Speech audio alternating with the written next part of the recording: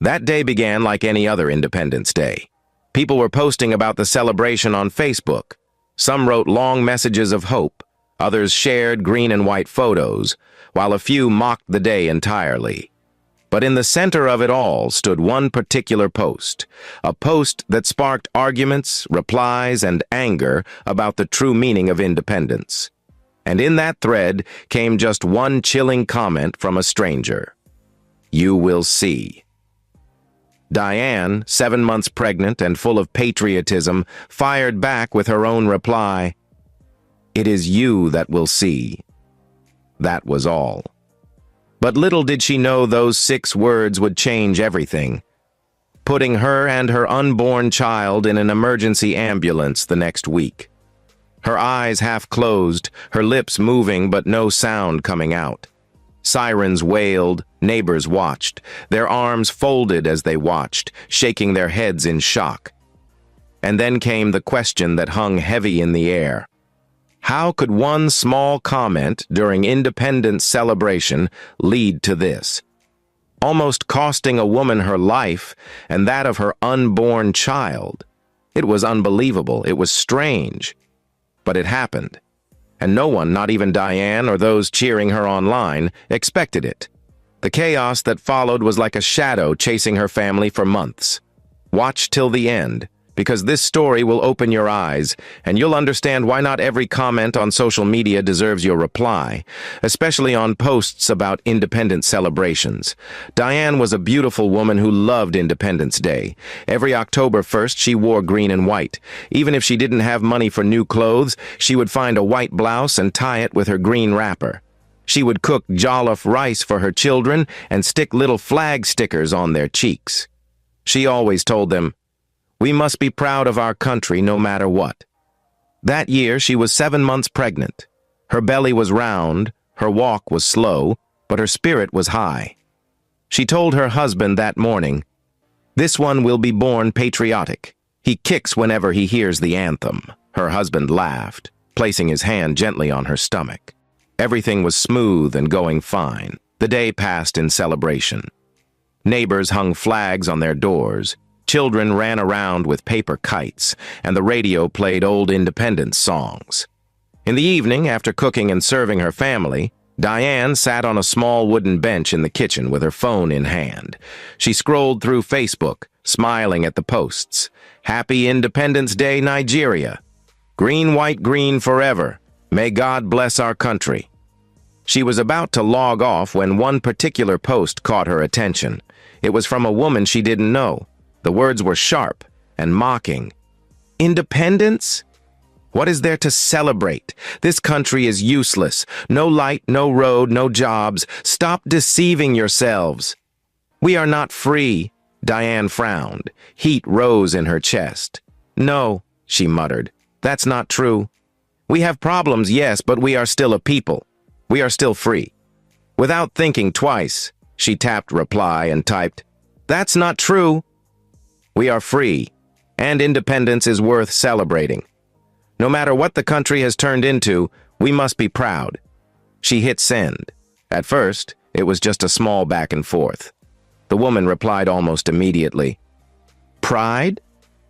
What nonsense, pride? You think shouting happy independence will feed you? Look around you. What are you celebrating?" Diane straightened on the bench. Her fingers were fast as she typed back. "At least we are not slaves. At least we can speak, live, and build. Independence is not useless. It is our identity." And just like that, the thread began to grow. Other people saw the battles. A friend of Diane commented, "Yes, Diane is right. We must celebrate ourselves." Another stranger added, "Tell her.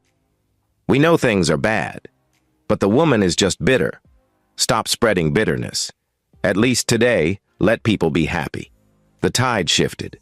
More and more people sided with Diane, liking her comment, tagging their friends to see.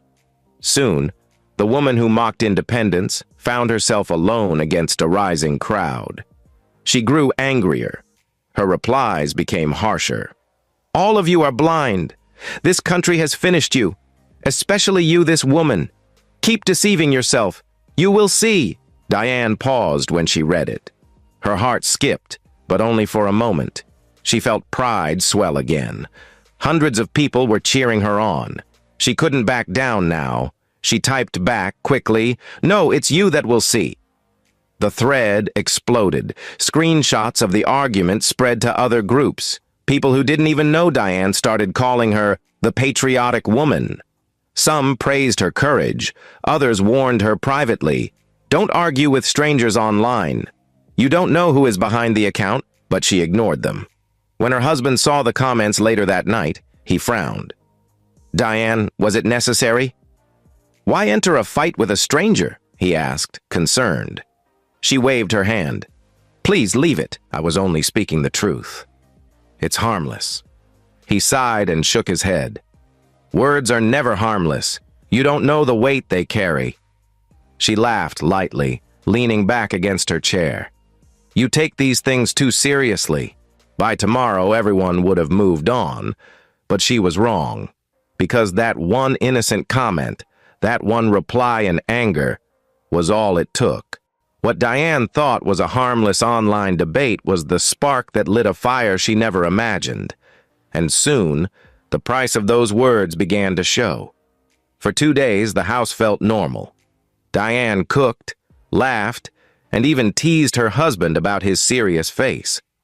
"Please calm down," she said, tapping his arm while arranging plates on the rack. "Because a small Facebook comment, you folded your face like rapper." He shook his head, half smiling. "I've told you my own. Not every fight is your fight." She leaned on the kitchen doorway, rubbing her belly with her hand. "Please. It's just talk. By next week, everybody will forget." But that night, sleep refused to come. At first, it felt like normal pregnancy restlessness. She changed sides, adjusted the pillow, pulled the bedsheet, pushed it away again. Still, her eyes remained open. Around 2 a.m., the baby kicked sharply.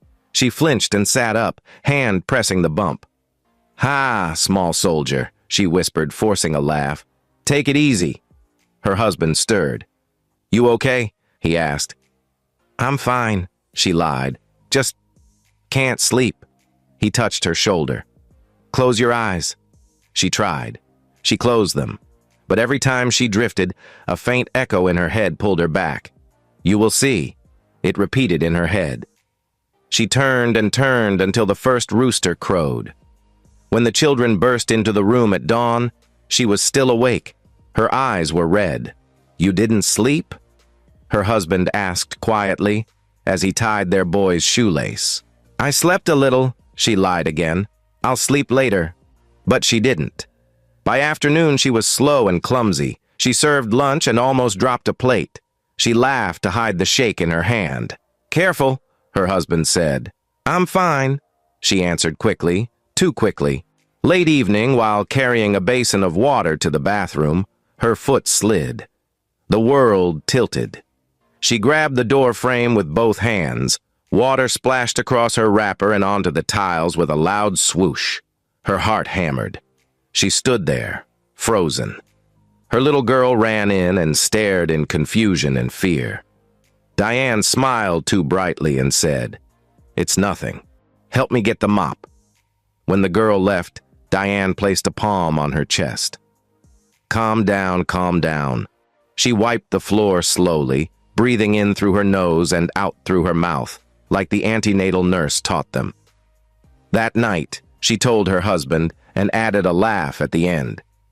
"Maybe I'm becoming clumsy." He didn't laugh. He held her gaze. "Maybe," he repeated. "This is the second time something almost happened in 2 days. Please be careful." She nodded, but in her mind she said, "It's coincidence.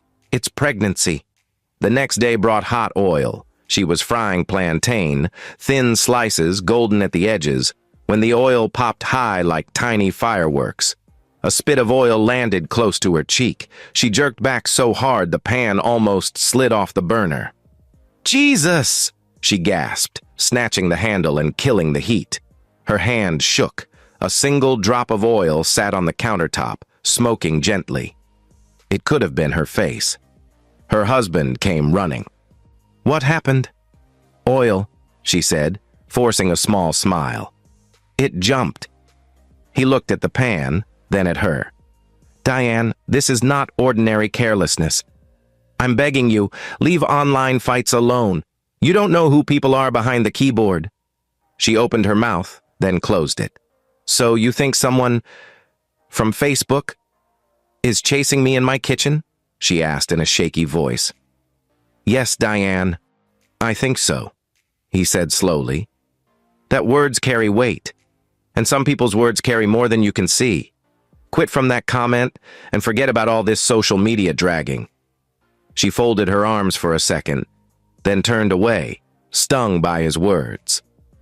What you're saying is not my business, she whispered to herself. I'll drag anybody that think they can drag me on social media too. Later that night, as she sat on the edge of the bed rubbing balm on her lower back, his words followed her around the room like a shadow. Sleep left again. She lay awake listening to the house breathe and scrolling through Facebook again. Around 3 a.m., in the silence of the night, she thought she heard something, like a whisper, not words, more like the feeling of words. She sat up, her heart pounding. Who's there? She asked the darkness foolishly. But there was silence. She lay back down and stared at the ceiling until morning. At the antenatal clinic that day, the nurse frowned at her blood pressure reading. You're stressed. Are you sleeping well? She asked. Diane smiled. I try. Not try, the nurse said, wagging a pen. You have to sleep. No phone at night. No arguments. Tell your husband to be helping more. Rest. You want this baby to come in peace. Diane nodded obediently, but her eyes went to the clock on the wall, counting slow minutes until she could go home and... What? Scroll? Sleep? She didn't know, but she counted. 2 more almosts followed. The next day, she bent to pick a bucket and something pulled sharp across her waist. She froze, hand flying to her back. The pain faded after a minute, but it left fear behind. On Thursday, she missed a step at the stairs outside and caught herself on the railing with a small cry. A neighbor looked up and told her to take it easy. Thank you, Diane said, her cheeks burning. That evening, her husband found her staring at nothing in the sitting room. The TV was on, low volume. A comedy skit played and other people in the video were laughing, but not her. He sat close, urging her to open up to him about what was happening lately. Tell me the truth, he muttered, but Diane didn't speak. You're not fine, he said. Say it. She swallowed and spoke after a few seconds. I'm tired. My back feels tight, my chest sometimes, and at night. She stopped. At night? She shook her head. Forget it. He touched her hand. Say it, he urged. Her voice dropped to a whisper. Sometimes I hear something. Not loud, like someone is standing at the door talking. I don't hear the words, but I feel them. It makes my skin cold. He drew a long breath through his nose, then let it out slowly. You remember when I said leave online fight? At this moment, she pulled her hand away gently. Please, don't start. I'm not starting, he said softly. I'm pleading. Log off for some days. Block that woman. Don't read comments. Don't reply anybody. Diane stared at the TV. In the reflection on the screen, she could see her own worried eyes, and she nodded calmly. That night, she put her phone in a drawer and tried to sleep early. She lay there with her palms on her belly, whispering to the baby, "We are fine. We are fine." The house settled. Midnight passed. First cock crowed far away. She drifted at last, thin sleep like glass. Then the baby kicked so hard she woke with a start. Her breath was short, and her heart raced. As soon as she turned on her side, her eyes caught something. She saw, or thought she saw, a darker patch in the corner by the wardrobe. Her throat went dry. She blinked once, twice, shaking in fear. But then the patch dissolved back into shadow. She shut her eyes and said a quick prayer. God, please. Nothing will happen to me. Morning came like mercy. That day, she tried to push life back to normal. She played music in the kitchen, hummed along, wiped the counters twice. She told the children to put their toys away, scolded gently, turned the radio to news, then changed her mind and switched it off to maintain silence. She wanted calm, but that was when the unexpected happened. At exactly 6 p.m., the same time the woman had made that comment a week ago, Diane stood, stretched carefully, and carried her plate toward the sink. Halfway there, she heard the same words like someone was standing behind this time and whispering to her ear. "You'll see." Immediately, the room tilted. It wasn't a big spin, just a slow, wrong movement, like the floor moved half an inch to the left without telling her. Her hand loosened. The plate slipped, fell to the floor loudly, and shattered. Diane grabbed the counter, but her palm was wet from washing. Her knee became weak. Her vision narrowed, and she collapsed to the floor. Her husband heard the crash and ran. He found her on the tiles. And the strange thing? Her body twisted awkwardly, her eyes turned white. The sound that came from her chest was thin and scary. "Diane!" he shouted, dropping to his knees. "Diane! Look at me!" She blinked once as if from far away. Then her gaze slid past him. "Help! Somebody come! Help me!" he shouted for the neighbors. Feet thudded on the corridor. The door flew open and 2 men came running. When they saw Diane lying half dead on the floor, they screamed. "Call a car!" someone shouted from outside. "No car! Call an ambulance!" another voice answered. Their little boy stood in the corner crying, seeing his mom in that state. "Take the children outside," a neighbor told a teenage girl. "Don't let them watch." The husband slid his left arm under Diane's shoulders. Another woman took her legs. A man supported her head, and they lifted her up. They laid her on a bed sheet and carried her out like a wounded soldier. The compound had gathered, faces curious and frightened at once. Someone was already on the phone with the hospital. "Yes, she's pregnant. 7 months. She's breathing, but not strong. Please hurry." Minutes later, the siren grew from far to near, cutting through the evening air. A boy opened the gate wide. 2 paramedics jumped down, opened the back, and rolled a stretcher toward the front step. "What happened?" one asked briskly. "She fell," the husband said. "She just fell." "Any bleeding?" "No. No blood." They checked her pulse, placed an oxygen mask on her face, and strapped her gently to the stretcher. As they lifted her into the ambulance, the compound voices blended into a worried hum. Somewhere near the back, an old woman shook her head and said it without lowering her voice. "Didn't that woman tell her she will see? I said it that day. Leave Facebook people alone." Diane's husband heard it and felt rage rise inside him. Then it drained into fear. He climbed into the ambulance, held his wife's hand and bowed his head, begging God to spare her. The doors slammed, the siren wailed, and they sped to the hospital. Outside, the night deepened. The streetlights hummed, and in the small space between each hum, the question everyone pretended not to ask sat quietly with them. Was this really just stress? Or had a simple comment and reply with a stranger on social media opened a door no one could see? The first week in the hospital felt like a whole year. Diane lay on the bed with a thin blanket pulled up to her waist. Machines blinked. A monitor counted her heartbeat in soft beeps. Nurses came and went with gentle smiles that didn't reach their eyes. Her husband sat in the visitor's chair, almost in tears and praying. He stared at Diane's phone in his hand, not scrolling, just holding it. Everyone thought that once Diane regained consciousness, it would be over. They thought she would get medicine, rest a little, and life would continue. But her return was not relief. It was the beginning of torment. After some hours, she opened her eyes.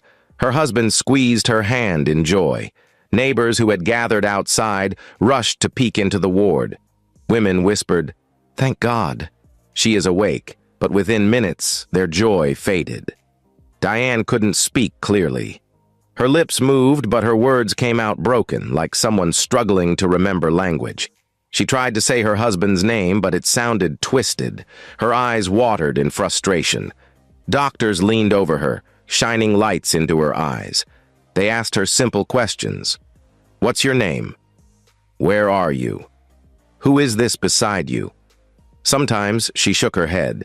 Sometimes she just stared blankly at the ceiling. By evening, when food was brought, she pushed it away. Her husband begged her, "Please, just take small spoon." But she shook her head and turned her face. Later that night, she screamed suddenly in her sleep, thrashing on the bed as nurses rushed to hold her down.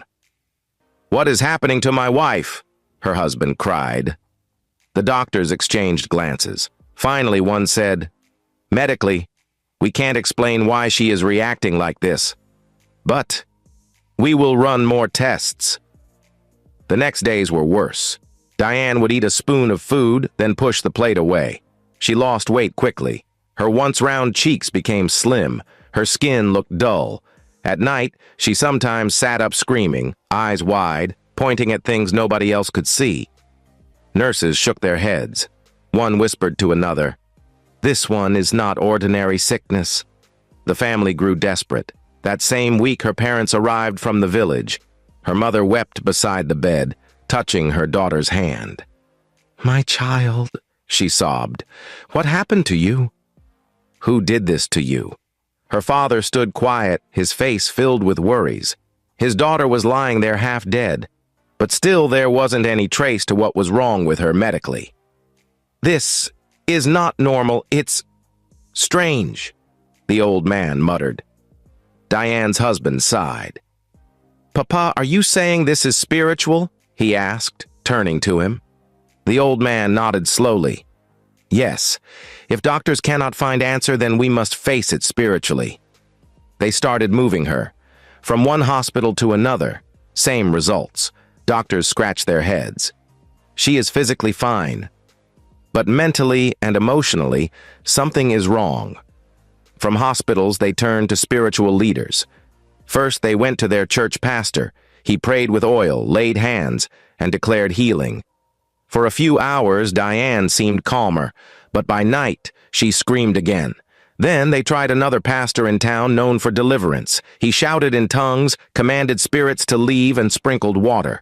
Diane shook violently and fainted. People thought it was victory, but when she woke up, she still couldn't eat properly.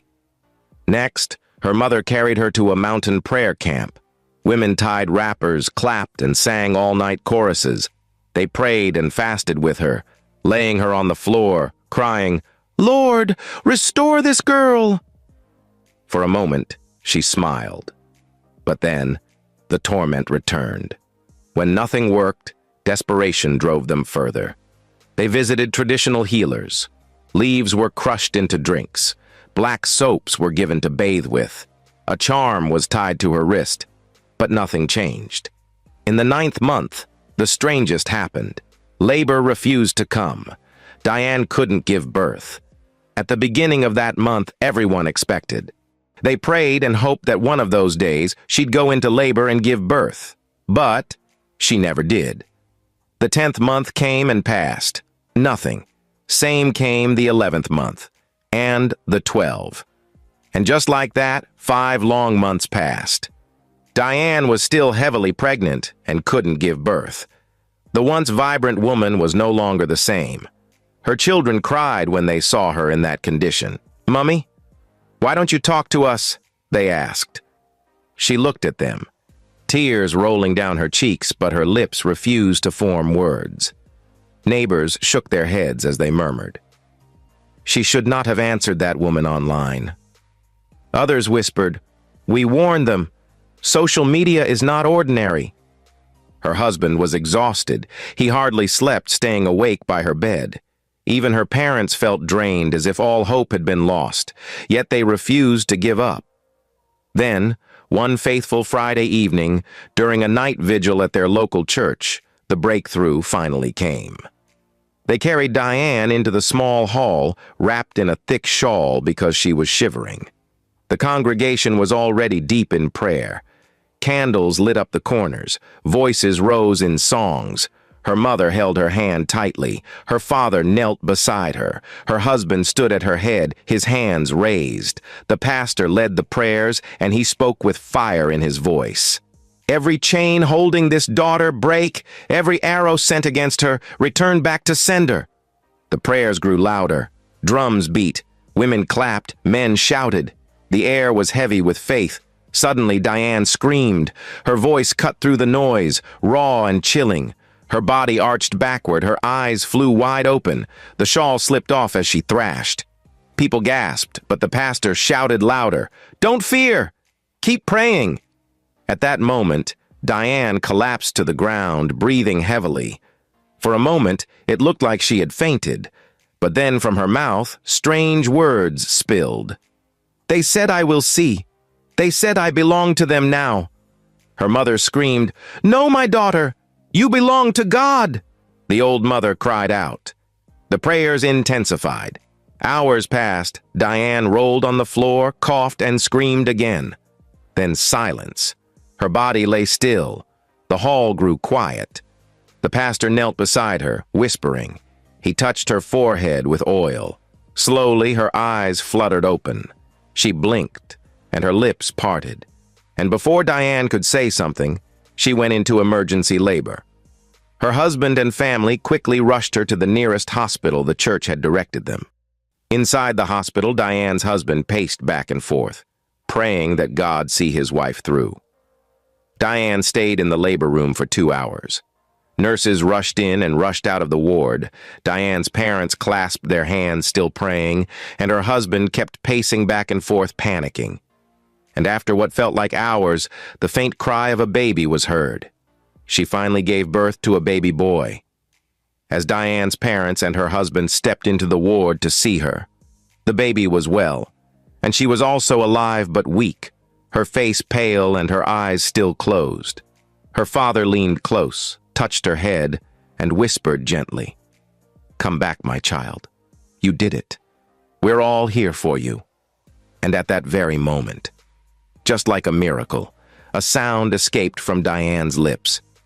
"Papa," she said faintly. Her voice was clear for the first time in months. Her father's eyes filled with tears. "My child." "You can speak again," the old man muttered. His lips curved into overwhelming joy. That moment, everyone shouted in joy. Songs of praise filled the hospital. Her husband lifted her up, holding her tightly, sobbing into her shoulder. And that night marked the turning point. In the days that followed, Diane began to eat again. First small spoons, then full plates. She smiled at her children. She sat with her husband, holding his hand. Slowly, her strength returned. Neighbors rejoiced. Some brought food. Others sang Thanksgiving songs outside their compound. Even those who once mocked her now said, "Truly, God answers prayers." But the memory of those 5 months never left her family. And the question remained, what really happened that night when she answered that woman online? For 5 long months, everyone had been guessing. Doctors gave theories. Prophets gave interpretations. Neighbors whispered their own versions. But no one truly knew what happened to Diane. Until that Sunday morning, Diane sat in the living room of her house, her hair tied in a scarf, her baby resting in a small cot beside her. The family had just finished Thanksgiving at church. People came to greet and congratulate them. But after they left, the house became quiet again. Finally, Diane's husband, her parents, and the pastor sat close, waiting. They wanted to hear from her mouth. "Diane," her mother said softly, "now that you are strong, please tell us. Where did you go? What did you see? What really happened after that night?" Diane held her husband's hand tightly. Her eyes filled with tears. For a while, she couldn't speak. Then slowly, she began. "That day, after I wrote that reply on Facebook, after I typed those words, 'No, it's you that will see,' I slept. I thought it was just another day. For days, everything appeared fine. But then I started seeing strange things. I told myself they were normal encounters, until that evening I almost gave up. I saw myself in my own sleep in the middle of the night. It was like a trance, and in that trance I woke up to a strange sound in my room. At first, I thought it was a rat. But then, I opened my eyes, and I saw something standing over me. It wasn't a person. It wasn't clear, just a dark shadow. My whole body froze. I tried to scream, but my mouth didn't open. The shadow bent close and whispered in my ear, "Now you are independent. Now you belong to us." Before I could move, I felt myself sinking, as if my bed had opened and swallowed me. And I fell into darkness. Her parents gasped. The pastor nodded slowly, urging her to continue. Then I found myself in a strange place. It looked like a hall, very wide but very dark. I wasn't alone. I saw others, young boys, young girls, even grown people, just standing around. Some were crying, some were laughing strangely. I wanted to ask them where we were, but when I opened my mouth, no sound came. Then I saw her. Diane paused and shut her eyes, as if the words felt heavy in her mouth, and she continued. I saw the same woman I argued with online. She appeared in front of me, smiling coldly. She pointed at me and said, "This one answered me, this one challenged me, she belongs here now." I shook my head, trying to protest, but no words came. She stretched her hand, and suddenly a small paper appeared. On it was written, "You will see." They forced it into my hand. My body felt heavy immediately, and I fell to my knees. That was the last thing I remembered before I fainted inside that place. Her husband's hand trembled. Her mother covered her mouth. Her father muttered a prayer under his breath. Diane wiped her eyes and continued. For days, I was stuck there. I couldn't talk. I couldn't eat. I only heard voices. Some were calling me. Some were laughing. Every night the woman came, showing me the same words. "You will see." She told me I was now their own. Since I replied to her, I gave her permission to enter my life. Each time she said that, my chest felt tighter. My mouth couldn't speak. My body couldn't move. She paused and looked at the baby sleeping nearby. Her voice shook. There were times I saw all of you. Papa, Mama, even my husband. I saw you crying and praying. But it looked far away, like I was behind glass. I wanted to answer, but I couldn't. Sometimes I heard drums, prayers, and songs. Whenever you prayed, I shook inside that place. I would fall to the ground, struggling. But then the woman would come again, pressing my shoulders, whispering, "No, you belong to us now." I thought I would never return, until that vigil night. Her voice broke.